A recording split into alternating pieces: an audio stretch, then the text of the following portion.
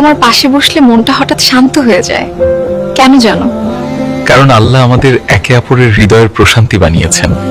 আমরা দুজন এত ভিন্ন হয়েও কিভাবে একে অপরের এত কাছের হলাম? কারণ এটা আমাদের তৈরি করা ভালোবাসা নয়, এটা আল্লাহর দেওয়া মাওয়াদ্দাহ বা পারিবারিক বন্ধন। হ্যাঁ, কুরআনে আল্লাহ বলেছেন তিনি আমাদের মধ্যে ভালোবাসা ও দয়া সৃষ্টি করেছেন।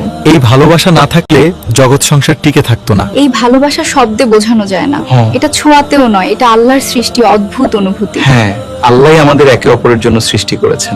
তাই তো কষ্টের পরও তোমার হাত ছাড়তে মন চায় না।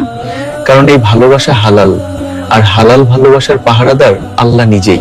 চলো এই ভালোবাসাকে হারাম থেকে বাঁচিয়ে হালালের পথে রাখি। আমিন। যেন দুনিয়াতে আমাদের ভালোবাসা হয় ইবাদত, আর আখিরাতে জান্নাতে একসাথে থাকার কারণ। ইনশাআল্লাহ। আল্লাহর দেওয়া ভালোবাসা কখনো শেষ হয় না।